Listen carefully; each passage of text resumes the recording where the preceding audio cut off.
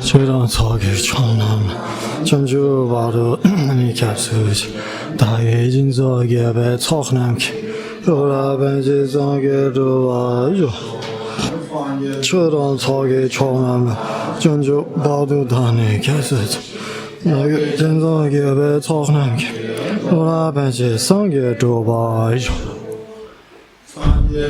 사기 청남 전주 바로 다니 캐스지 다의 진석에 배 척남기 로라벤지 성게로 와요 옴예 다르마 해도 프라바와 해도 대샴나 타가도 야와닷 대샨자요 니로다 에반바디 마하샤마나 예수아 옴예 다르마 해도 크라바와 해도 대샴나 타가도 야와닷 대샴자요 니로다 에반바디 마하샤마나 예수아 옴예 다르마 해도 브라바와 해도 대샴다 타가도 야바닷 대샴차요 니로다 에반바디 마하스라마나 예수아. Tous ces phénomènes qui viennent de cause, ces causes ont été enseignés par le Tathagata, de même que leur cessation, ainsi parlait le grand renonçant. Ta Om Gate Gate Paragate Parasam Gate Bodhiswa Tadyata Om Gate Gate Gate Parasam Gate Bodhiswa Tadyata Om Gate Gate Paragate Parasam Gate Bodhiswa.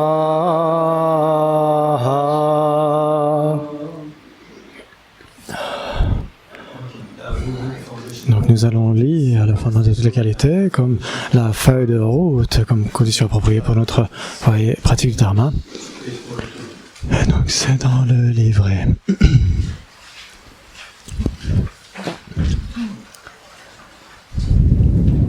Page 39 normalement. Donc le fondement de toutes les qualités de la Matsankapa. Le fondement de toutes les qualités est le maître bienveillant, pur et parfait. S'ouvrir à lui est la base de l'avoir veillé à devenir afin que réalisant clairement cela et m'y appliquant avec diligence, je me remette avec grand respect à lui avec grand respect. La liberté précieuse qu'offre cette renaissance obtenue pour une fois est d'une valeur inestimable et difficile à retrouver. Veuillez me bénir afin qu'en comprenant cela, je fasse naître la pensée qui se relâche jour et nuit en extrait l'essence. Cette vie est aussi impermanente qu'une bulle d'eau. Puisse-je me souvenir qu'elle décline rapidement et que très vite survient la mort après la mort, de même que l'ombre suit le corps, les actions blanches et noires sont suivies de leurs effets. Veuillez me bénir afin que fermement convaincu de cela, je veille toujours attentivement à abandonner toute négativité, si minime soit-elle, et à accomplir toute action vertueuse. La poursuite de plaisirs samsariques est la porte de toute souffrance, source d'insatisfaction. Ces plaisirs ne sont pas fiables. Veuillez me bénir afin qu'ayant pris conscience de ces désavantages, j'aspire intensément à la félicité de la libération. Suscité par cette pensée pure naissent l'attention, la vigilance et une grande circonspection. Veuillez me bénir afin que je prenne à cœur l'observance de Vedapati Moksha, racine des enseignements. Tout comme je suis moi-même tombé dans l'océan de Samsara, tous les êtres nomères y sont aussi tombés. Veuillez me bénir afin que j'en prenne conscience, m'exerce au suprême esprit et prenne la responsabilité de libérer ces êtres errants. Si je m'en tiens à la seule production de l'esprit d'éveil, sans mettre en pratique les trois sortes d'éthique, je n'atteindrai pas l'éveil. Veuillez me bénir afin qu'ayant bien compris cela, j'observe avec grande ardeur les voies de Bodhisattva.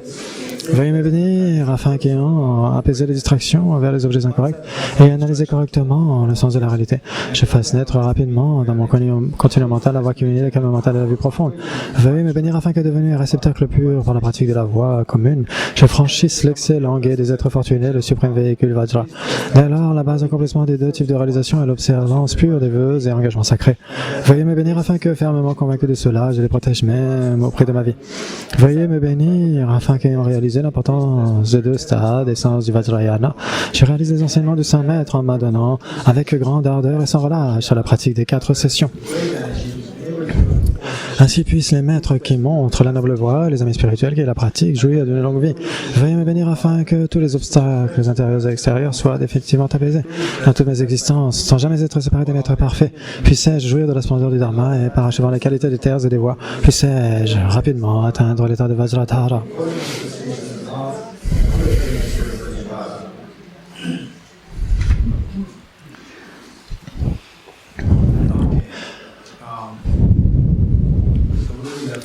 Et donc, là où nous avons arrêté la dernière session, c'est comment ces souillures mentales que sont les voiles cognitifs. Et donc, il y a des exemples qui ont été donnés. Et donc, les graines inactives des afflictions, les graines inactives des karmas contaminés et l'apparence extase vérita.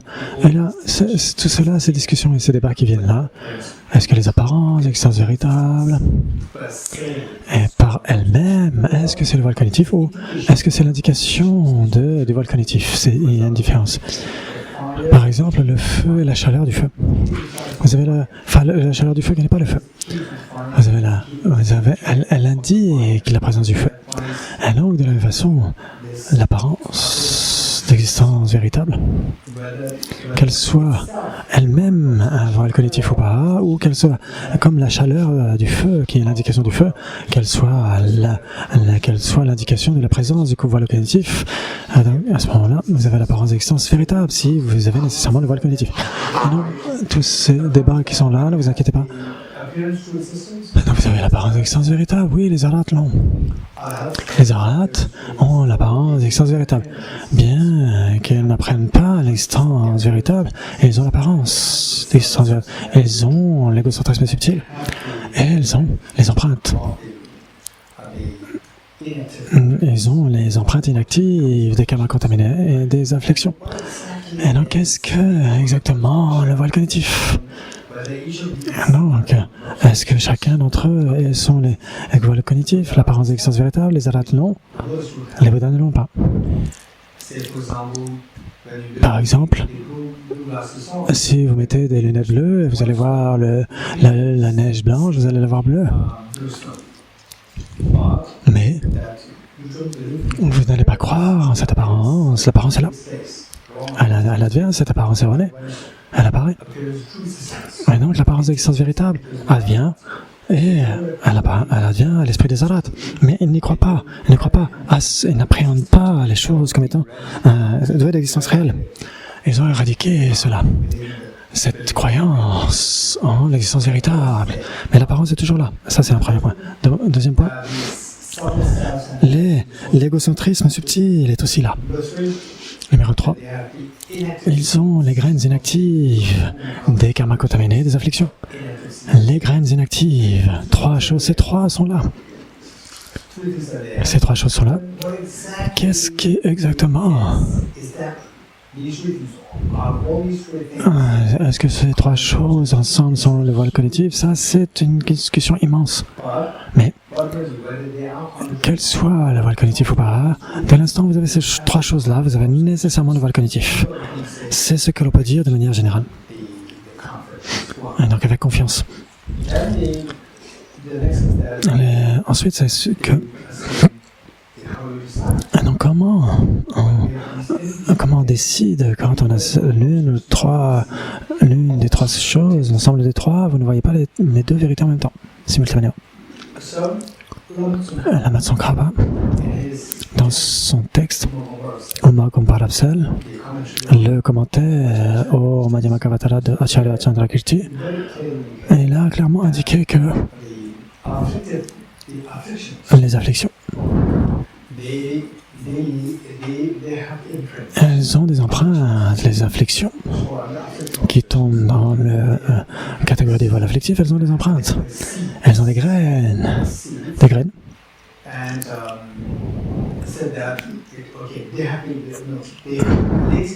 Elles ont des latences. Les afflictions qui laissent des latences, et les latences, elles sont de deux.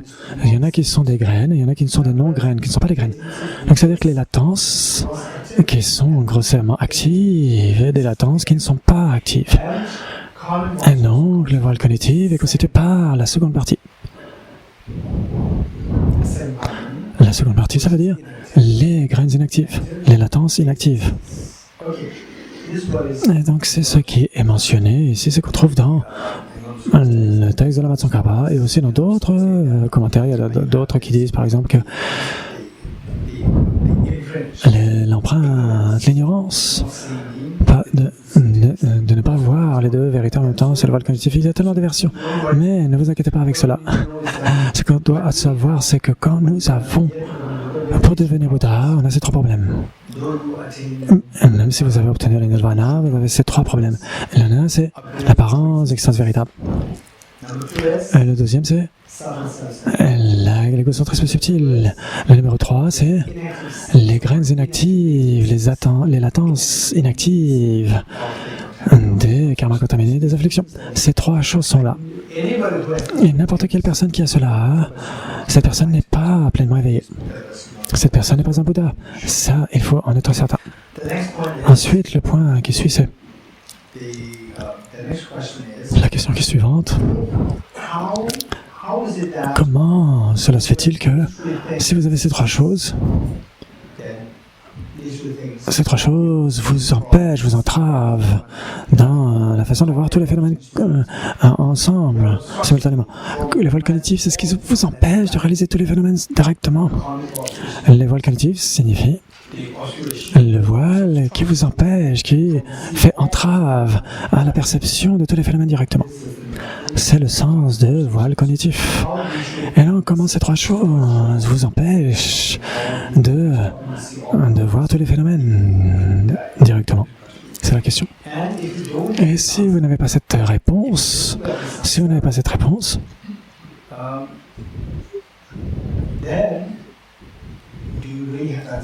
à ce moment-là, vous devez vraiment comprendre. On n'est pas vraiment la compréhension de ce qu'est l'éveil. Si vous n'avez pas une bonne compréhension de l'éveil, puissais-je obtenir l'état de Bouddha pour le bien de tous les êtres? Et les personnes intelligentes, souvent on voit qu'il y a deux types de personnes, les personnes qui sont intelligentes et les personnes qui le sont moins.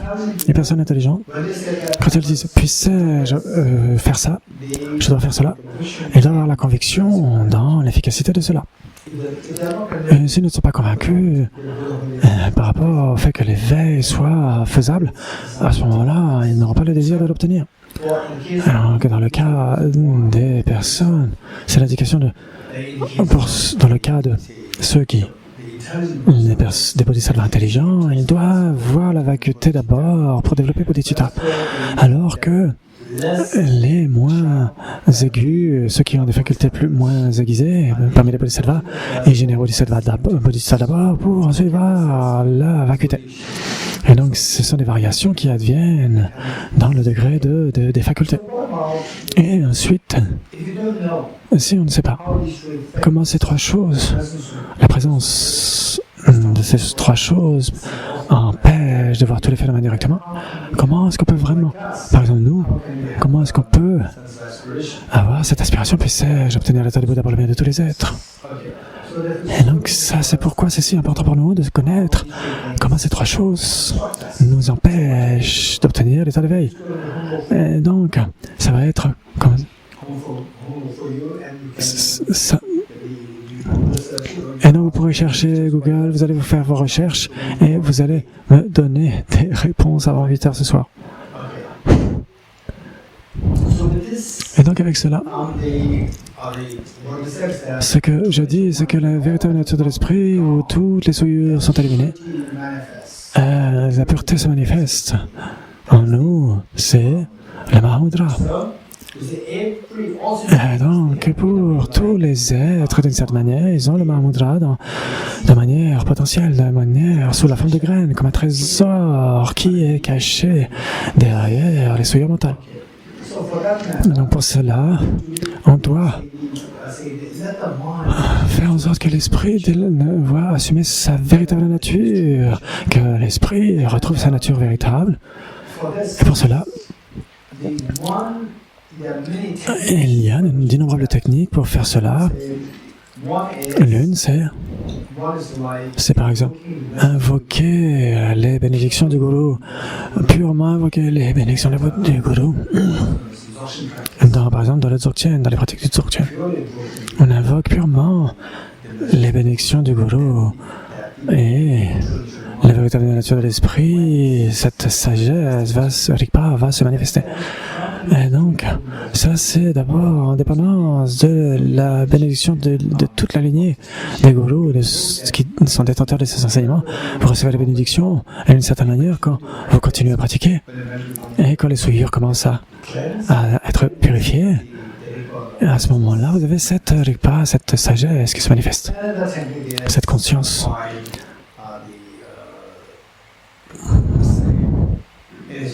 Et il y a aussi une autre méthode, c'est employer les souffles subtils, les énergies subtiles et les esprits subtils, les consciences subtiles. Et l'énergie, c'est l'aspect physique, le corps physique, et l'esprit, bien sûr, cela connote, cela renvoie à ce qui n'est pas tangible, un phénomène d'expérience, de faculté d'expérience. Et les deux sont très intimement liés.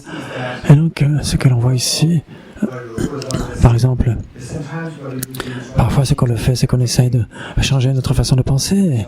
On change la physiologie, par exemple, ou nos énergies. Parfois vous changez les énergies ou vous changez la façon de penser. Et donc cela advient dans les deux façons. Par exemple, quand vous avez mentalement stressé, la dépression mentale, et donc vous prenez des antidépresseurs et modifiez l'énergie. Les antidépresseurs modifient l'énergie, votre physiologie, et particulièrement le cerveau. Donc ils manipulent le cerveau. Donc votre façon de penser, les pensées stressantes, les pensées dépressives, etc., elles vont s'estomper. Et parfois les gens prennent de l'alcool, et donc cela va empêcher certaines pensées dépressives. Parfois, et donc c'est modifier pas l'anatomie, la physiologie. L'énergie physiologique, et donc cela transforme l'esprit d'une certaine manière.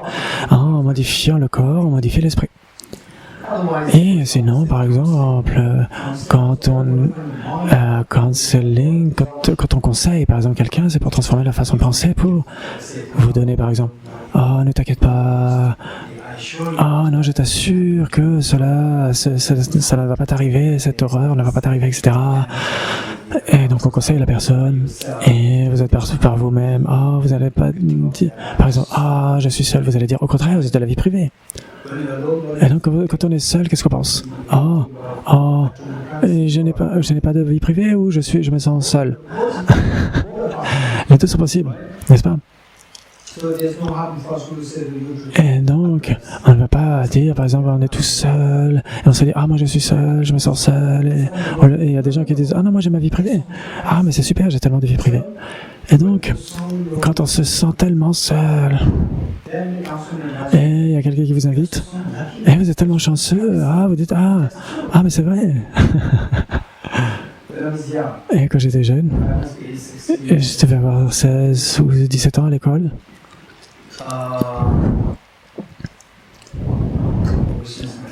donc j'étais avec mes amis de classe, mes copains de classe, la plupart d'entre nous, depuis qu'on avait 5 ans, 6 ans, etc. Pendant plusieurs années, on était dans la même école, dans la même classe, au fil des années. Et quand on a été en classe 9, quand on a 15-16 ans, classe 11, quand on avait 17 ou 18 ans, vers la première ou la terminale. Et donc, on avait nos amis, et on avait nos groupes, nos clans en fait. Et je commençais, et j'étais mis de côté, et moi, je me sentais un peu seul, et j'ai été voir mon enseignant. Donc, bien sûr, je réalise que c'était incroyable. Un très grand philosophe, un très grand psychologue. Geshe Dhammadeva tu étais là. Et il m'a dit, Torchi, ne te sens pas triste. Tes copains d'école ne viennent pas avec toi et ils vont faire leur groupe. C'est le meilleur compliment pour toi. J'ai dit, ah non, mais ce n'est pas un compliment. Et il a dit, si, c'est le meilleur des compliments. J'ai dit, comment? Il a dit, à cet âge, les gens deviennent très compliqués. 17, 18 ans, les garçons, ils ne veulent que boire, aller boire, et l'alcool. Et d'une certaine manière, ils savent qu'avec ton comportement, ils savent que tu ne vas pas aller boire de l'alcool, que tu ne vas pas fumer. Ils savent que tu ne vas pas prendre des drogues. Et donc, ils pensent que toi, tu vas les perturber de cela par rapport à cela. Ils ne veulent pas que tu te mêles à le groupe. Et donc, parce que si tu venais, à ce moment-là, ils se sentiraient. Ils diraient, oh, ils seraient immobilisés, ils ne pourraient pas faire ce qu'ils veulent faire. N'est-ce pas? Et donc, ce n'est pas délibérément, bien sûr, mais pour eux, d'avoir une période de liberté. C'est pour avoir une période de liberté. Et donc, d'une certaine manière, ils te disent que tu es un bon garçon. Oh, mais c'est vrai, hein, mais c'est super. Ah, je me suis senti tellement, mais je me suis dit, mais c'est vrai. Et le lendemain, quand mes amis, ils ont essayé pendant la pause, ils sont allés de leur côté. Et je me suis senti tellement content. Je me sentais, au lieu de me sentir seul, je me sentais tellement heureux. C'est là où mes enseignants, la capacité de mes enseignants, de voir les différentes variétés de la réalité, de changer l'angle de perception des choses. Et donc cela transforme des changements dans la physiologie. Par exemple, précédemment, on se sentait un peu dans le creux de la vague, un peu perdu, un peu vide. Et ensuite, je me sentais tellement plein et joyeux, heureux, une sensation plaisante. Et c'est là où la pensée affecte la physiologie. Et parfois, c'est la physiologie qui change, transforme l'esprit. Et donc, ça fonctionne dans les deux sens. Et donc, il y a une technique qui permet d'activer cette claire lumière subtile, cet esprit de claire lumière subtile, en manipulant les énergies subtiles. Vous manipulez les énergies, mais l'esprit est affecté. Et donc, quand les énergies subtiles sont manipulées d'une manière extrêmement effective, très prudente, si vous ne le faites pas de manière appropriée, ça peut vous détruire votre existence tout entière. Et donc, bien sûr, cela demande beaucoup de mérite et de soutien. Et donc, c'est là où vous manipulez vos énergies au moyen de la méditation. Et votre esprit, d'abord, on manipule l'esprit. On transforme l'esprit qui transforme les énergies, et les énergies vont transformer l'esprit, à nouveau, à leur tour. Et donc, le pouvoir de la concentration, vous manipulez les énergies. Et les énergies vont transformer l'esprit. Et donc, la claire lumière de l'esprit peut se manifester. Et donc, ça, c'est une des techniques.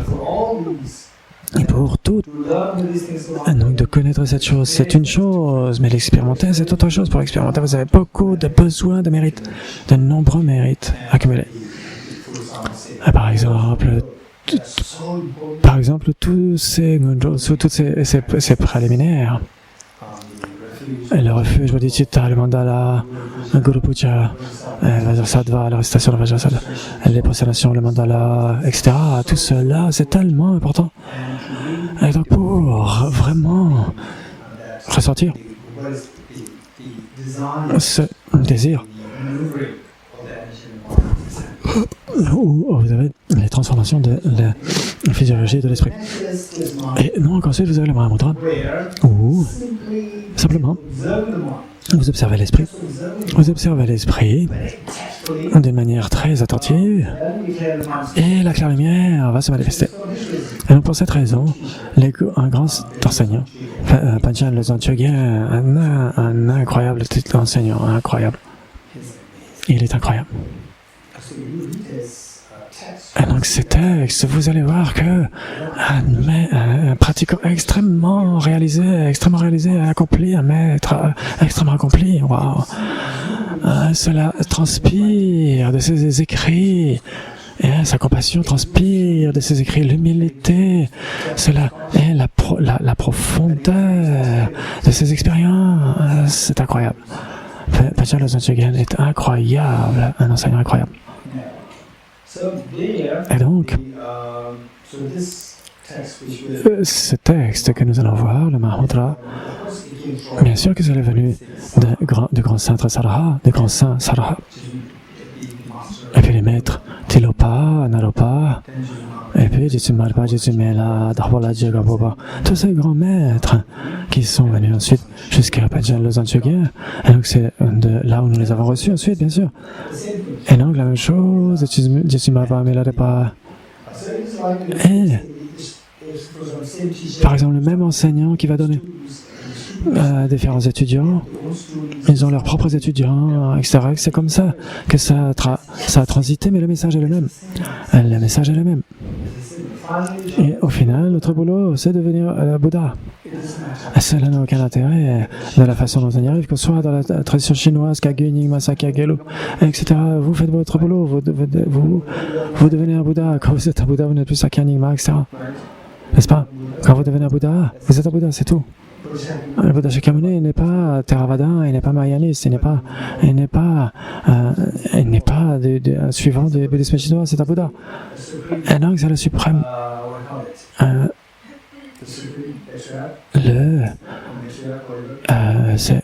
Par exemple, Arya Maitreya aussi, c'est le suprême, et donc c'est au-dessus de tout.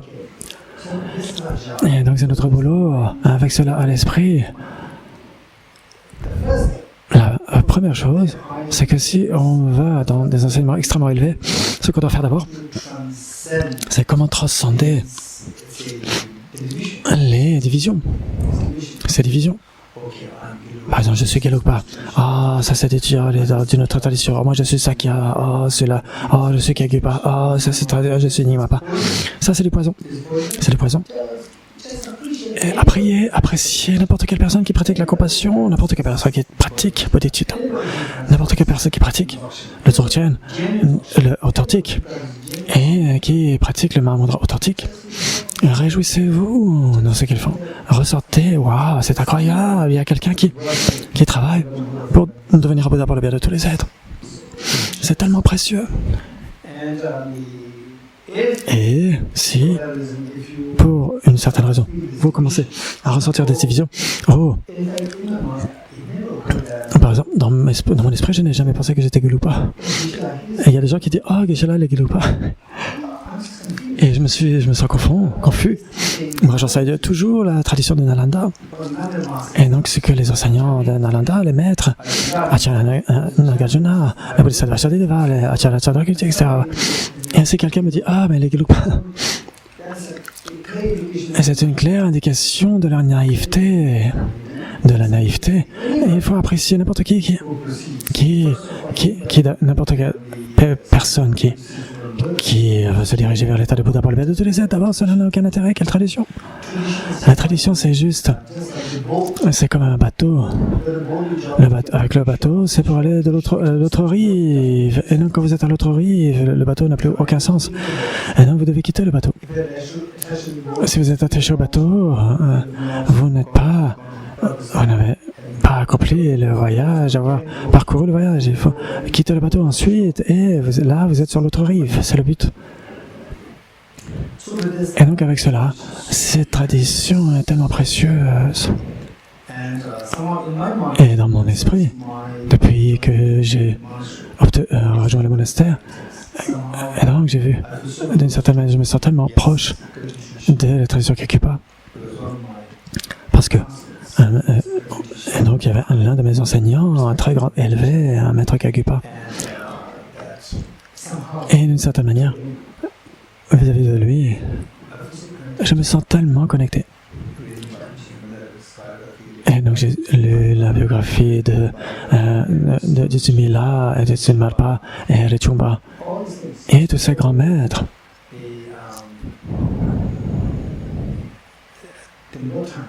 Une fois, je me souviens, c'était il y a 14 ans,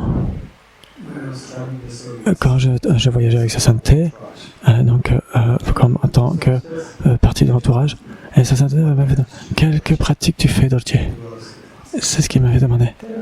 Et j'ai juste cité la strophe Kagyupa de la lignée Kagyupa, qui a été composée par sa sainteté lui-même, et qui est là, ici, dans le... J'ai cité que sa sainteté avait écrit sur le maître Kagyupa. Et donc c'était tellement... Ça m'interpellait tellement, et sa sainteté a dit... qui a dit, ok. Et donc tu es pratiquant de la tradition Kagyupa, c'est ce qu'a dit sa sainteté. Et donc toutes ces traditions sont tellement précieuses. Si les divisions viennent dans notre esprit, il faut se souvenir que c'est du poison. Quel poison? Poison contre le Dharma, le poison contre le Bouddha Dharma, le poison contre le Nirvana, le poison contre l'éveil. Ce que vous faites, ça veut dire que ce n'est tout simplement pas suivre la voie, ça vous éloigne de l'éveil. Si les divisions viennent de votre esprit, c'est tellement empoisonné. Et avec cela, l'esprit. Et donc, notre esprit, on voit que ce que nous avons appris jusqu'à maintenant, c'est que l'esprit, dans sa véritable nature, dans sa véritable forme, c'est le Mahamudra. Et ce que nous voyons ici, c'est qu'il n'est pas dans sa véritable nature, il se manifeste avec des souillures, tellement de souillures. Et donc une technique pour activer cette véritable forme, cette véritable nature de l'esprit, c'est le Mahamudra. Et donc pour cela, d'abord, il faut identifier cet esprit. Identifier cet esprit.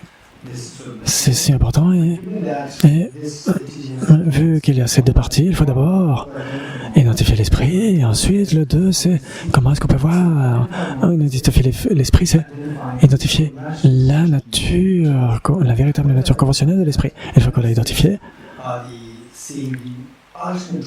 la véritable nature ultime de l'esprit, c'est la véritable nature conventionnelle de l'esprit. Et ensuite, il y a la nature véritable ultime de l'esprit. La nature ultime de l'esprit, et donc ça demande beaucoup d'études sur la vacuité. Et donc c'est pourquoi si je devais attendre l'accomplissement de l'esprit conventionnel, à ce moment-là, il y aurait peu de temps pour nous d'évoquer la nature ultime de l'esprit. Et donc c'est pourquoi, ici, NCC, quand il y aura NCC, les Nalanda Certificate Course, à ce moment-là, on n'aura que 2 classes. Parce que pour NCC, sentez-vous libre de nous rejoindre. Quand Gisela donne les cours sur Zoom, vous pouvez nous rejoindre l'après-midi. Par exemple, aujourd'hui, cet après-midi, il y a la loi du karma. Et ensuite, ce sera sur la vacuité. Et donc, c'est parfait. Hein, n'est-ce pas? Et donc, je pensais faire la vacuité. En tant que partie, la moitié de la retraite sur la vacuité. Et NCC, c'est aussi sur la vacuité. Et donc, pendant 4 ou 5 sessions. Et donc, ça veut dire que c'est ce qu'on va faire. Ok, c'est bien. Et donc, sentez-vous libre de nous rejoindre. Et donc, votre compréhension du Mahamudra sera de plus en plus claire.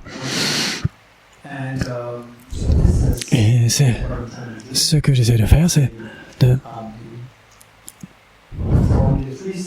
c'est 3 sessions par jour. C'est 3 sessions par jour. Parfois, il y a une session, parfois 2, dédiée à la vacuité. Et quand on va se rapprocher de la fin de la retraite, on va mettre tout ça ensemble. Comment voir la claire lumière sujet du Mahamudra, comment voir la claire lumière objet, et on aura le paysage complet du Mahamudra. C'est ce qui est attendu. Et donc, pour la première partie, il faut identifier la véritable nature de l'esprit. Vous êtes prêts? Asseyez-vous, les autres droits. Asseyez-vous correctement.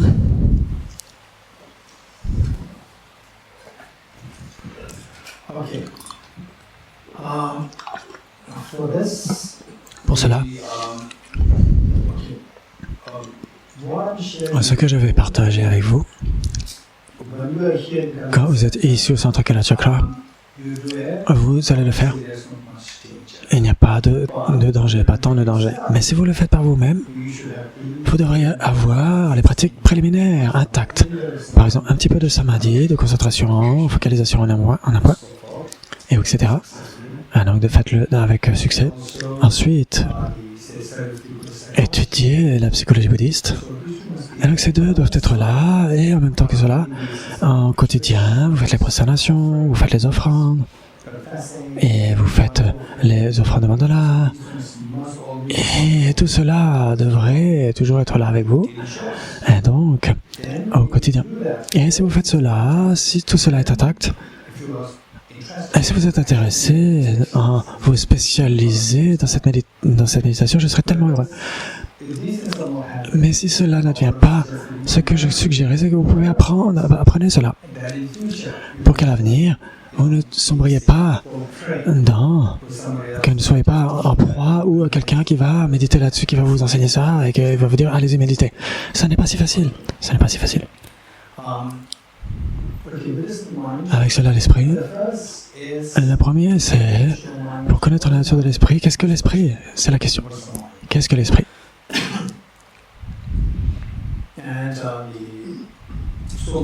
L'esprit, ce n'est pas une entité physique, c'est une entité non tangible.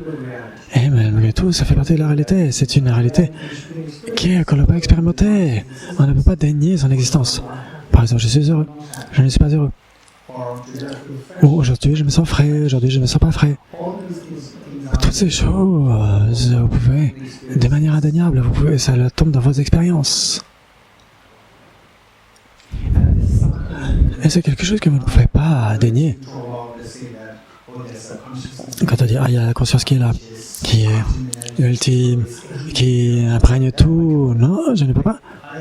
Non, je n'ai pas accès à cela. Et donc certaines traditions, elles parlent de cela, qui est la conscience qui imprègne partout, qui est cosmique, etc. Mais je n'ai pas du tout accès à cela. Oh, je suis triste, je ne suis pas triste, je me sens comme ci, comme ça. Ça, oui, on y a accès. Ce qui est accessible pour vous, c'est la réalité empirique, cette réalité empirique, cette conscience empirique, cet esprit empirique. Qu'est-ce que l'esprit? L'esprit, c'est, d'abord, on doit connaître la définition. Et ensuite, on doit essayer de méditer là-dessus. Comment méditer sur cela? Identifier cet esprit. Ok. Essayez de vous asseoir, le dos droit.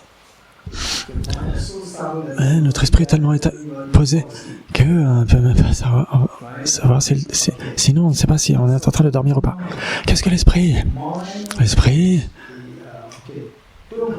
Et donc ne fermez pas vos yeux.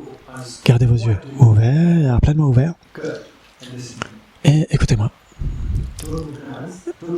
Ne fermez pas les yeux.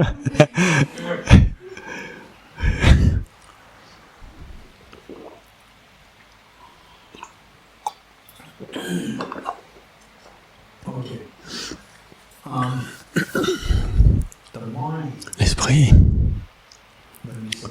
Quand on dit esprit, cet agent à l'intérieur de vous, je suis heureux, je ne suis pas heureux, oh, je suis un peu stressé, oh, je me sens trop, j'ai trop chaud, j'ai l'impression que j'ai trop chaud. Oh non, ça va. Il y a un agent qui est là, qui ressent tout cela, qui est d'accord avec moi, levez la main. Ok, bien. Oui. C'est indéniablement là, il y a vraiment ça là. Mais quand on demande, à quoi ça ressemble? Et là, on est perdu.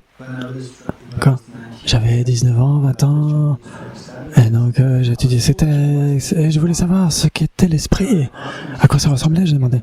Genla Rinpoche, qui avait fait des retraites pendant 30 ans, 40 ans dans les montagnes, en retraite solitaire. Et bien sûr, chaque jour, il méditait sur cela. Et là, pour lui, c'était comme, par exemple, voir une fleur. Et donc, je lui demandais, mais à quoi ressemblait l'esprit? Il avait dit, Doji, ne vois-tu pas comme un miroir à l'intérieur où n'importe quel reflet peut se manifester comme un miroir? Ne vois-tu pas cela? Et je me disais, mais il n'y a rien qui est là, qui ressemble à un miroir.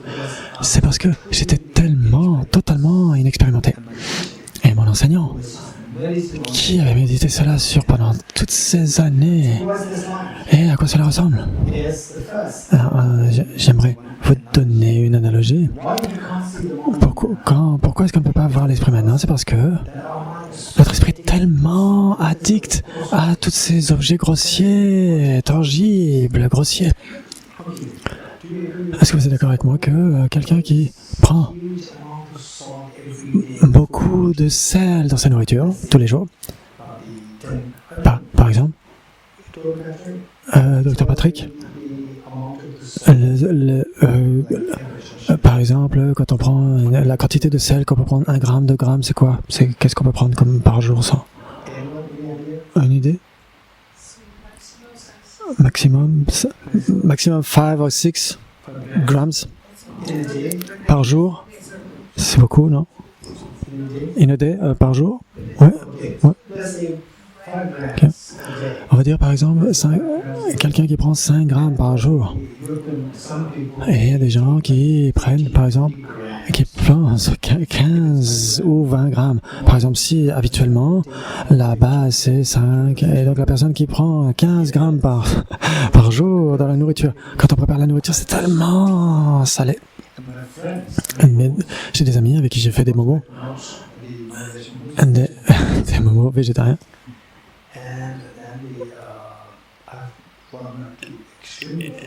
Et je suis très proche d'un couple d'Indiens, et donc je les connais depuis longtemps. Et c'était déjà un peu salé. Et surtout le monsieur, le mari, il a demandé, il m'a dit, mais est-ce que je peux avoir un petit peu plus de sel? Et donc, si on dit que la base c'est 5 grammes, pour lui, ça devait être 15 grammes. Il devait prendre 15 grammes par jour. Est-ce que vous êtes d'accord avec moi? Si quelqu'un prend 20 grammes de sel par jour, pour cette personne, 1 gramme de sel, c'est comme s'il n'y en avait pas. Vous êtes d'accord avec moi? Oui. Et donc il dit, mais il n'y a pas de sel. Pour lui, il n'y a aucune distinction. Il ne fait pas la distinction entre ce qui est 0 sel et ce qui est 5 grammes de sel, ou 1 gramme de sel. Vous êtes d'accord avec moi? Oui. Et donc on est tous... on prend 20 grammes de sel par jour, on est comme cela, nous. On est tellement dans les objets grossiers. On n'a pas d'objets subtils. Notre esprit est toujours tourné vers les objets grossiers. Oh, le cheesecake il est bon. Oh, aujourd'hui la nourriture est tellement bonne, etc. Ou aujourd'hui le temps il fait tellement beau. Oh, tiens, les jolies fleurs. N'est-ce pas?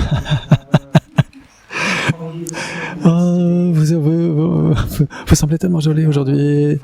Oh, j'ai 55 ans. Oh, Gisela, vous semblez avoir 30 ans. Oh, mais ça, c'est toutes les choses physiques. C'est toutes les choses physiques. Et des gens qui voient Gisela. Oh, Gisela, quel âge avez-vous? Et je dis, ah oui. Je dis, oui. Et la personne qui, par exemple, avait 67. Et moi, j'avais 40, j'avais ma quarantaine. Et je n'avais pas demandé son âge. Il m'a dit son propre âge. Et j'ai dit, j'ai 67 ans, je me sens âgé. Et il m'a dit, quel âge avez-vous? Ok. Et j'ai dit, j'ai 70 ans. Il a dit, non, vous n'avez pas 70 ans. Quel jour? J'ai dit 70. Il a dit, non. J'ai dit, dis-moi, quel âge? Devinez quel âge j'ai. J'avais ma quarantaine. Et il a dit, vous faites 65. Alors ce que je dis, c'est que notre esprit est tellement addict aux objets solides, les objets solides est partout. Le sommeil, se réveiller, la nourriture, la musique, tous les 5 sens. Alors c'est prendre une quantité extrêmement élevée de sel. Vous prenez tellement de sel, 1 gramme de sel, c'est comme s'il n'y en avait pas pour vous. Vous ne pouvez même pas faire la distinction entre 0 et 1 gramme. Notre esprit c'est pareil, il est tellement... c'est un phénomène extrêmement intangible, il n'est pas solide, et il n'est pas tangible. C'est comme ce gramme de sel, il est extrêmement intangible. Et donc c'est presque non existant entre 0. C'est presque jusqu'à 0. Et donc on ne voit pas l'esprit. Il semble non existant parce que notre esprit est tellement addict à ces objets solides et concrets. Et on doit développer cette habileté de voir des objets plus subtils, de ressentir le gramme de sel. Vous comprenez? Il faut s'entraîner à voir l'esprit subtil. Et donc, comment est-ce qu'on peut faire cela? Cet esprit qui est extrêmement subtil, alors, à ce moment-là, on n'a pas cela à l'esprit. Mais on peut s'entraîner pour finalement voir cela. Et donc pour cela, cet esprit doit être identifié de manière unanime comme étant un agent clair et cognitif. Clair et cognitif. Un agent clair et cognitif. Et non, quel est cet agent clair et cognitif? Donc on doit ressentir ce qui est clair et ce qui est cognitif. On doit avoir cela. Et donc la clarté claire. On dit par exemple le miroir. Si le miroir était extrêmement poussiéreux et il n'est pas clair, il est sale, il est extrêmement poussiéreux, il y a tellement de poussière dessus, il n'est pas clair. Est-ce que vous êtes d'accord qu'il n'y a pas d'image qui peut se former, il n'y a pas d'image qui peut se refléter? Et donc pour le miroir, pour avoir un reflet très clair, il faut que le miroir soit très clair. Qui est d'accord avec moi? Levez la main. Très bien. De la même façon. Ici, là-bas, il y a le petit, la mare, la petite, alors, la nuit pour voir le reflet de la lune. Et si l'étang est couvert de poussière et de feuilles et d'arbres, etc., vous ne pouvez pas espérer voir le reflet de la lune dessus. Donc pour voir le reflet de la lune dessus de manière très claire, il faut que la surface de l'étang, du lac, soit extrêmement claire. Vous êtes d'accord avec moi? Bien.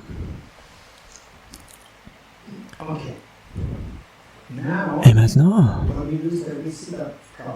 on va essayer de s'asseoir de manière appropriée. Ok, si possible, avec vos mains dans la posture méditative, la posture de Vairochana.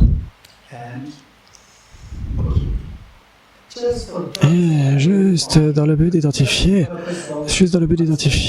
de comprendre ce qui est clair et cognitif, dans ce but, fermez les yeux. Sinon, dans la méditation en général, il ne faut pas fermer les yeux. Ici, dans ce but-là, fermez les yeux et pensez à, par exemple, une fleur bleue. Une fleur bleue fraîche.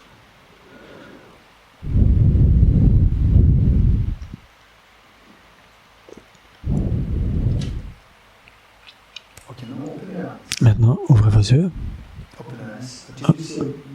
Est-ce que vous avez vu une fleur bleue, imaginaire? Oui. Est-ce que c'était une fleur réelle ou est-ce qu'elle était réelle ou imaginaire? Elle était imaginaire. Qui est d'accord avec moi? Levez la main. L'image s'est formée. L'image s'est formée quelque part. N'est-ce pas? L'image s'est formée. Ce n'est pas vraiment une fleur bleue, mais l'image s'est formée. Alors, ce qui veut dire que où l'image s'est formée, cet objet doit être très clair. S'il n'est pas clair, l'image ne peut pas se former. L'image dans un miroir, le reflet ou à la surface de l'eau, pour que l'image se forme, il faut que la surface de l'objet soit très claire. Vous comprenez? Et de la même façon, il y a une certaine surface dans l'esprit dans laquelle se forme l'image qui se forme si bien. Alors que la surface doit être très claire. Quelle est cette surface? Ce n'est pas une surface extérieure, c'est une surface mentale. C'est votre esprit. C'est une conscience, c'est un esprit dans lequel l'image s'est formée, cet esprit qui n'est pas tangible, qu'on ne peut pas voir maintenant, mais l'image s'est formée là. Ah non, il y a un objet là, sur la surface. Sur la surface, l'image s'est formée. L'image de la fleur s'est formée.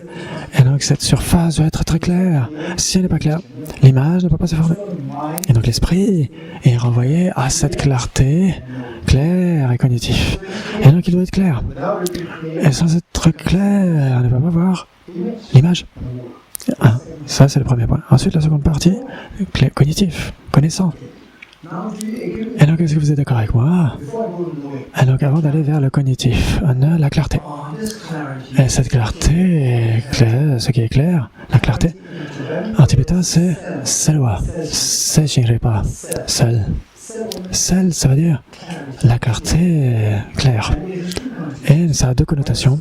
Il y en a une, c'est clair, et c'est lumineux. Par exemple, savoir en tibétain, la lumière est lumineuse.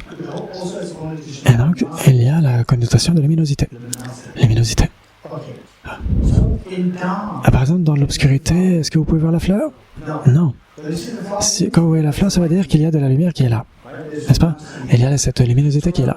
De la même façon, dans notre esprit, pour la fleur, cette fleur bleue magnifique, ou rouge, ou jaune, quoi que ce soit, l'image s'est formée. Et vous pouvez voir cela, grâce à votre esprit, vous pouvez voir l'image de la fleur, vous pouvez voir cela. Et donc, à moins il faut qu'il y ait de la lumière pour cela. Cette lumière n'est pas extérieure, c'est de la lumière mentale, c'est de la luminosité mentale. C'est donc clair, ça veut dire c'est deux connotations. L'une, c'est-à-dire que la surface est claire, il n'y a pas de poussière, il n'y a pas d'obstruction qui est là, n'importe quelle image peut se former. C'est le premier point. Le deuxième, c'est que il faut qu'il y ait une certaine source de lumière, et cette lumière n'est pas extérieure, c'est de la lumière intérieure, c'est la luminosité de l'esprit, la luminosité. Et donc, la clarté de la surface de l'esprit et la luminosité, la nature lumineuse de l'esprit, ces deux combinés ensemble, cela renvoie la clarté de l'esprit. C'est le premier point. Ensuite, l'autre partie, c'est cognitif. Et donc le miroir, vous avez un miroir, et il est tellement clair, vous l'avez tellement nettoyé, il est tellement clair, et l'image, elle s'est formée d'une manière extrêmement vivace, extrêmement claire dans le miroir. Et donc, de ce point de vue-là, le miroir et notre esprit, ils sont très similaires. Mais est-ce que vous pensez que le miroir, c'est quel type d'image se forme dans le miroir? Non. Alors que notre esprit, non seulement il y a l'image qui se forme, mais en plus il sait quel type d'image se forme. Il sait que l'image s'est formée. Oh, tiens, l'image s'est formée, oui. Ah, maintenant je suis en train de visualiser la fleur tellement bien, l'image s'est formée. Et donc vous le savez, quand cela vient à l'esprit, l'esprit sait qu'une image s'est formée. Et donc c'est ces deux éléments, la clarté, du point de vue de la surface claire, la luminosité, et l'aspect cognitif, la connaissance, la capacité de connaître quelque chose. Et pourtant, l'agent qui connaît cela, quel est cet agent? On ne peut pas le voir, ce n'est pas visible, ce n'est pas tangible. Ce n'est pas tangible. Cet agent intangible qui a la qualité de clarté et qui a l'attribut de cognition, c'est l'esprit. Ah oui, c'est très vrai. Ah oui, ça fait sens, mais malgré tout, je ne le vois pas, mon esprit. Mais je ne vois toujours pas mon esprit. Et donc le point qui suit, c'est comment voir l'esprit, c'est le point qui suit. Ok. Et donc ce que nous allons faire, c'est que les jours suivants, à nouveau, asseyez-vous de manière appropriée. Fermez vos yeux, mais ne dormez pas. Fermez vos yeux, ne dormez pas. Visualisez simplement cette fleur bleue. Maintenant, votre boulot, c'est de... Après avoir visualisé cette fleur bleue, c'est une image. En tant que telle, c'est une image. Une image n'est pas l'esprit, mais l'image se reflète sur la surface de l'esprit, dans l'esprit. Et donc, à quoi ressemble cette surface, ce miroir? Regardez cette surface sur laquelle la fleur se forme. Vous avez par exemple où est cette surface? Alors, vous recherchez la surface de l'esprit, la surface sur laquelle l'image se forme. Et dans ce cas-là, vous créez simplement cette image dans votre esprit. Et ne vous focalisez pas trop sur l'image elle-même, mais essayez d'observer la surface elle-même. Sur la surface, quel type de surface sur laquelle le reflet se forme, essayez d'observer cela.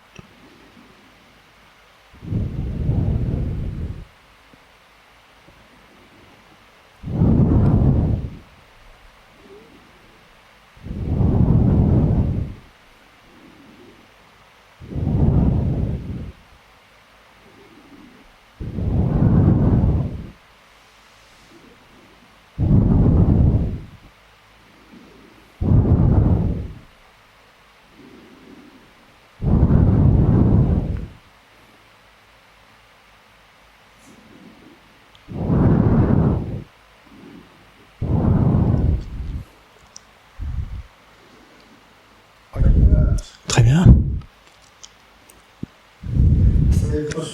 Et donc pour certains d'entre vous, rien qui vient. Certains d'entre vous pourriez ressentir une forme de blancheur, une couleur blanchâtre, ou certains d'entre vous une couleur sombre. Vous pourriez avoir différents types d'expériences et de réponses. Ok. Et ensuite, donc la conscience de la conscience. La conscience de la conscience. Et donc, avant que nous nous dirigeons vers cela, la conscience du soi, la conscience de moi-même. Ok. À nouveau, revenez vers cette méditation. Vous visualisez cette fleur magnifique.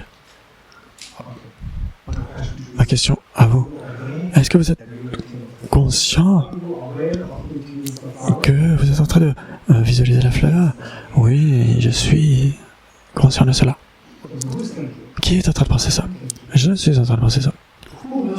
Qui sait que vous êtes en train de penser? Je suis en train de penser. Je sais quel est l'objet. L'objet, c'est moi.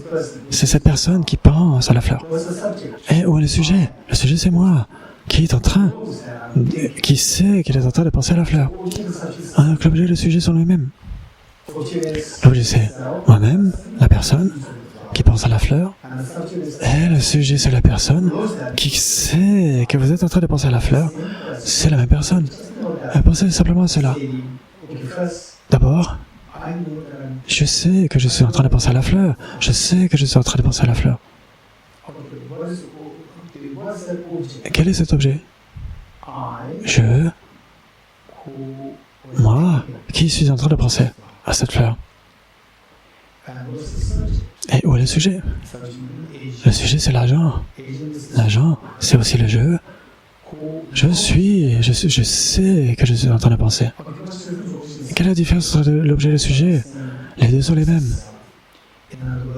En d'autres termes, oui, je suis conscient de moi-même. Je suis conscient de moi-même. Moi-même, c'est moi. Et qui est conscient de cela, c'est moi. Et donc, l'objet, c'est moi, et le sujet, c'est moi. Demeurer dans cette expérience.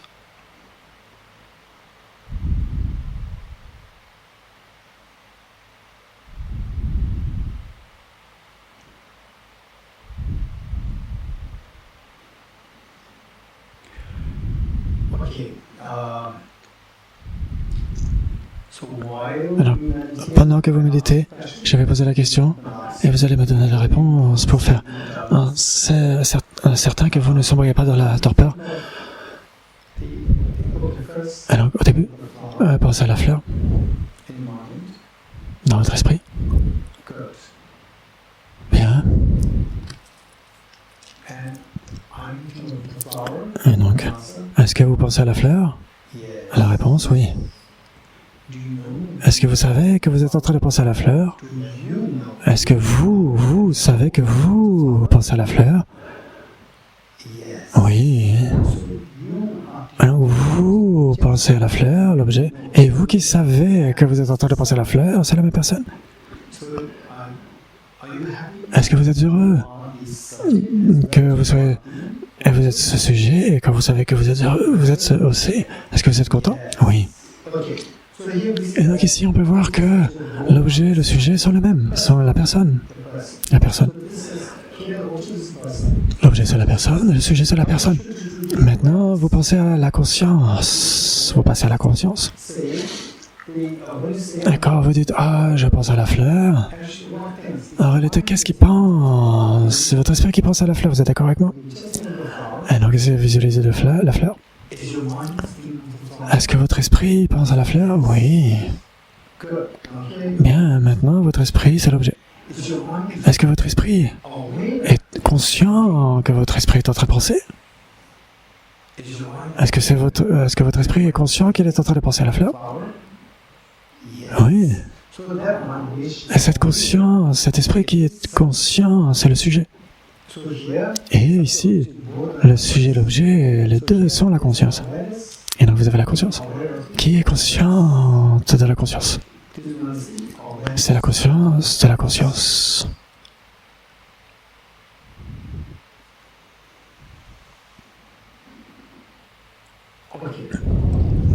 Maintenant, nous allons retourner au début.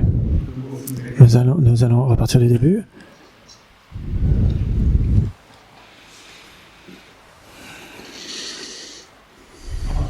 Maintenant, vous voyez, si vous pouvez faire cela sans fermer vos yeux, donc jusqu'à maintenant je vous ai demandé de fermer les yeux pour faire en sorte que vous puissiez suivre, mais essayez de suivre les mêmes pas sans fermer les yeux. Maintenant, premier point. Pensez simplement à la fleur bleue en face de vous.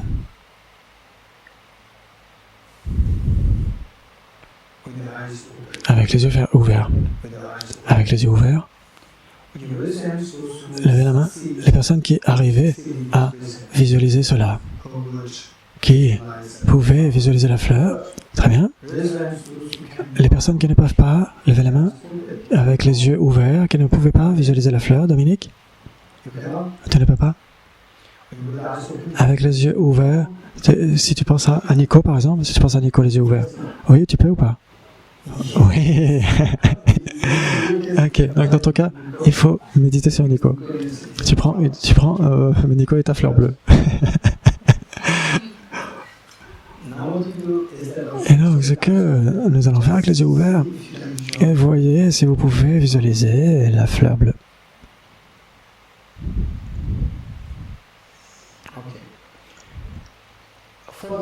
Non, pour que cette image se forme, elle n'est pas là à l'extérieur, elle est quelque part, elle n'est pas à l'extérieur. Elle n'est pas à l'extérieur. Cette image n'est pas à l'extérieur, mais vous pouvez la voir avec votre esprit, avec les yeux de votre esprit, pas avec la conscience visuelle, mais avec les yeux de votre esprit. Et pour que ce n'est pas bien sûr une fleur bleue réelle, c'est une image de la fleur. Et cette image de la fleur, ça veut dire que cette image... donc, ça veut dire que l'esprit doit être très clair. La surface doit être très claire, c'est l'expression de clarté. Oui, bien sûr. La surface doit être très claire pour que cette image se forme. Pas seulement cela, mais je peux voir cette image qui est bleue. Elle doit y avoir une certaine lumière. Et ce n'est pas une lumière extérieure, c'est une lumière interne. La luminosité interne. Et donc il y a aussi cette luminosité qui est là. Et cette luminosité n'est pas extérieure, elle est mentale. Cette clarté mentale, cette luminosité mentale. Oui, je suis d'accord. Ensuite, pour le miroir, il peut être tellement clair. Et l'image se forme, mais le miroir ne sait même pas ce qui se passe. Il ne sait pas qu'il y a une image qui s'est formée. Alors que dans mon cas, dans votre cas, votre esprit où l'image s'est formée, vous savez, votre esprit sait qu'il y a une image qui s'est formée. Oui, c'est vrai. Ok.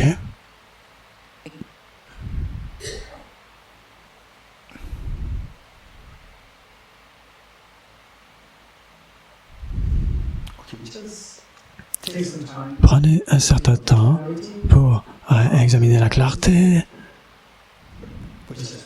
qui a ces deux aspects, la clarté elle-même de la surface et la luminosité de l'esprit. Et d'un autre côté, l'agent qui connaît l'agent cognitif. Essayez simplement d'évoquer cela sans fermer les yeux.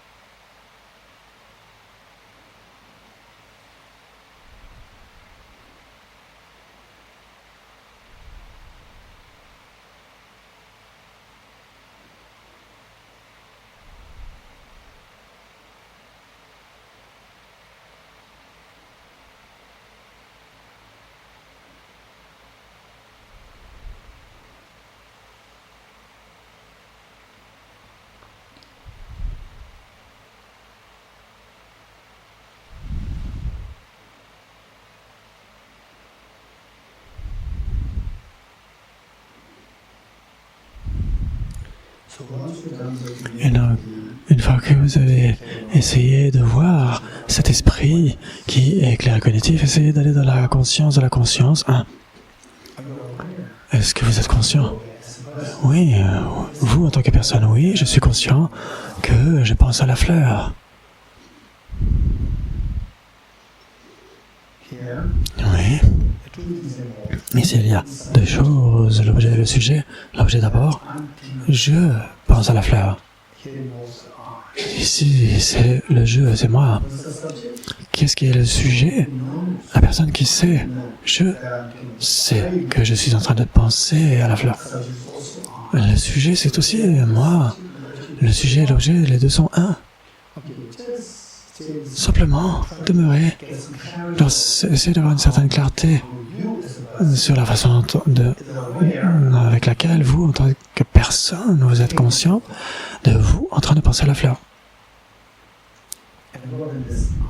Et ce jeu, moi, je suis conscient que je suis en train de penser à la fleur. Le sujet et l'objet sont le jeu. Essayez de voir qu'il y a une certaine distinction. Ça doit être très distinct et clair.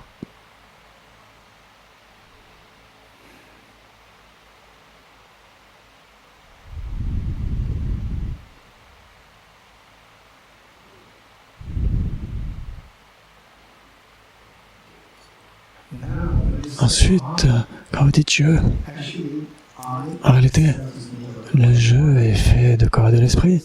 Et donc, cet esprit pense à la fleur.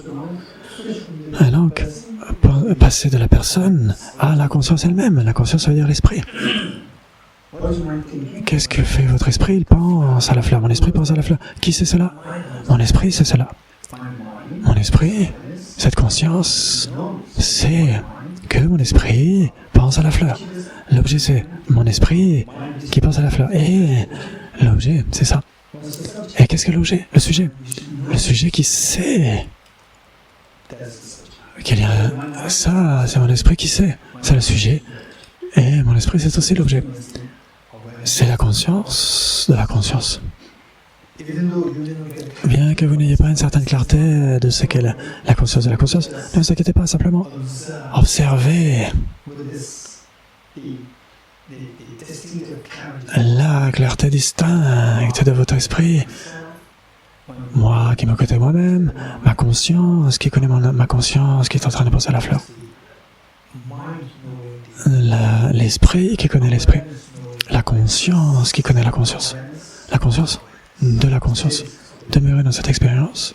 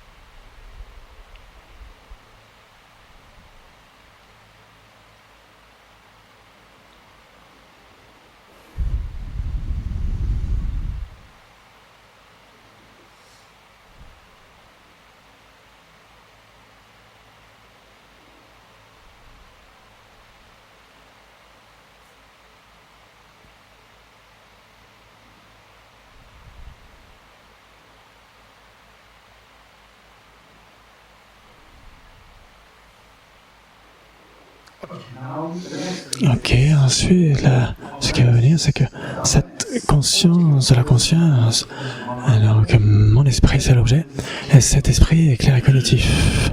Cette conscience de la conscience qui est claire et cognitive, et donc on nous a fait précédemment, la conscience ou l'esprit qui doit être clair, où il y a les réflexes qui se forment. Cette conscience qui sait, qui connaît, et donc cet aspect cognitif. Et donc on va aller vers la pratique où la conscience de la conscience qui est dans la nature de clarté, luminosité et cognitive. Donc ici, on essaye simplement d'imaginer la fleur, de voir la surface qui est claire et cognitive. Essayez de voir cela. Et donc il pourrait y avoir quelque chose qui est blanchâtre, etc., ça n'a pas d'importance, quelque chose de sombre, etc., ça n'a pas d'importance. Essayez simplement d'observer cela.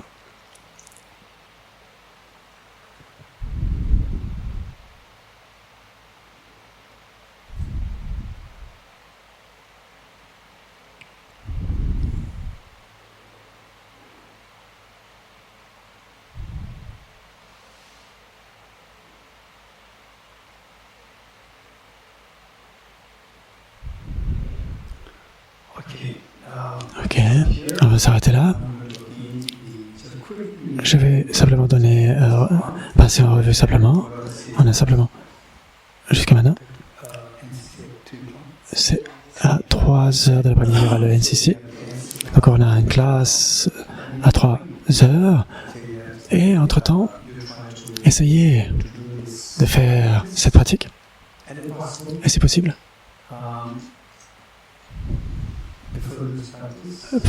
Avant de faire ces pratiques, prenez un bon repos. Reposez-vous. Ou quoi que ce soit, vous faites une petite sieste. Ou la petite sieste. Ou simplement reposez-vous, tout simplement. Faites en sorte que votre esprit soit bien reposé, parce que sans se reposer, et que vous faites cette pratique, vous allez nécessairement sombrer à l'intérieur, dans le laxisme, parce que l'objet est tellement subtil, et vous allez trouver ça difficile, et il va aller dans le laxisme, et dans la léthargie, et dans le sommeil. Et donc ce que nous avons fait jusqu'à maintenant, c'est que on a avait les yeux ouverts, vous avez visualisé l'objet, les yeux ouverts, donc la fleur bleue ou quoi que ce soit d'autre, pour voir ce qu'est l'esprit, la clarté et l'aspect clarté. Et au sein de la clarté, il y en a deux. Il y a la clarté de la surface et la luminosité. Et essayez de voir cela. De voir, ça veut dire soyez convaincus de cela. Sur la surface claire de mon esprit, l'image ne peut pas se former. Si cela vient à votre esprit, c'est déjà suffisant. C'est le premier point. Ensuite, le deuxième point, c'est sans la luminosité. Je n'ai pas voir, même à l'extérieur, les objets à l'extérieur, sans luminosité, je ne peux pas voir, je ne peux rien voir. Sans luminosité dans mon esprit, je ne peux rien voir. Et donc, cette luminosité, elle ne peut pas être extérieure à la luminosité, mais c'est interne. Et si vous êtes convaincu de cela, demeurez là. Restez-en là. Et c'est comme ça qu'on obtient la conviction dans le processus. Notre esprit, elle s'exerce, il s'exerce. Dans c'est clair, c'est lumineux, et il y a de la nature cognitive, alors que le miroir n'a pas cette capacité. L'esprit a cette capacité.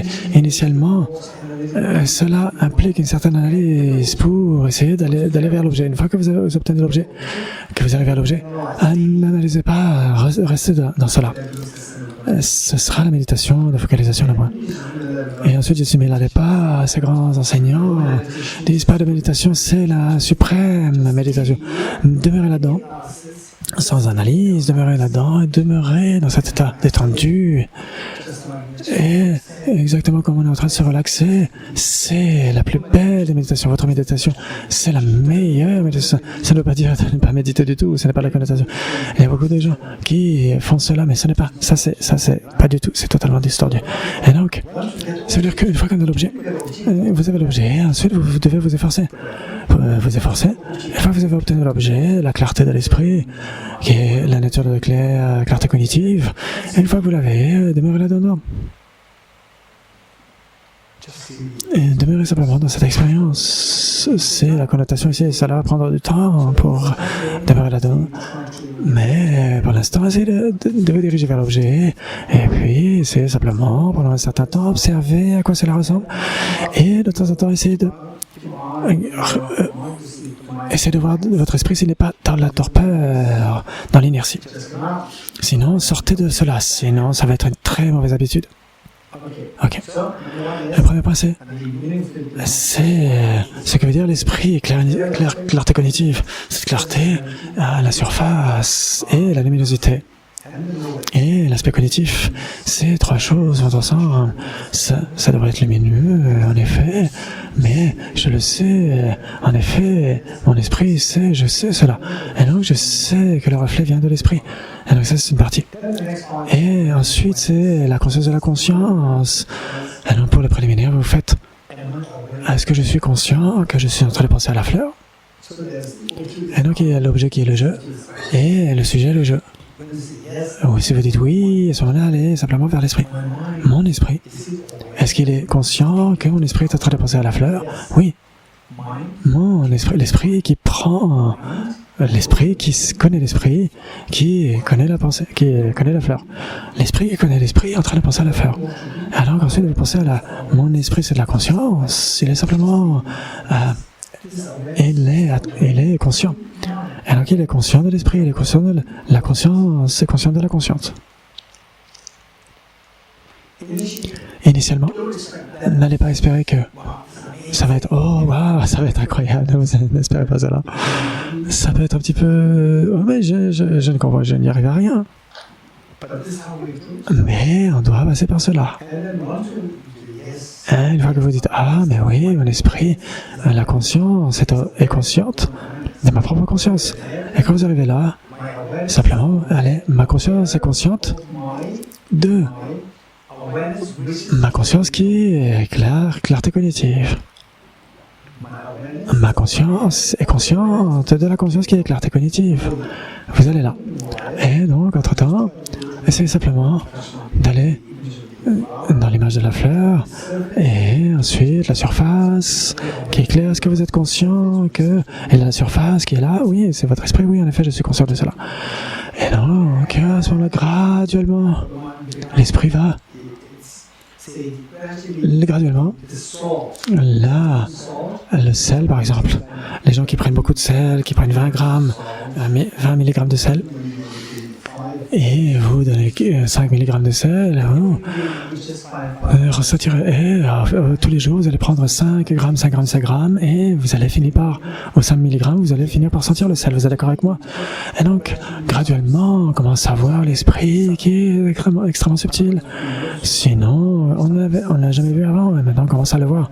Et pour cela, notre esprit doit être extrêmement frais et tellement reposé. Et le point, c'est que on devrait aussi avoir les pratiques préliminaires qui doivent être intactes. Et donc, il n'y a pas de nuisance pour nous, à ce moment-là, de faire ces méditations. Et donc, c'est très, très précieux. Ce n'est pas nuisible. Mais si ensuite vous êtes très spécialisé, vous devez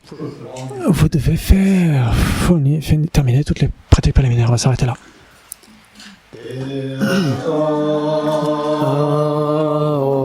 Gate gate paragate parasamgate bodhi swaha tadyata om gate gate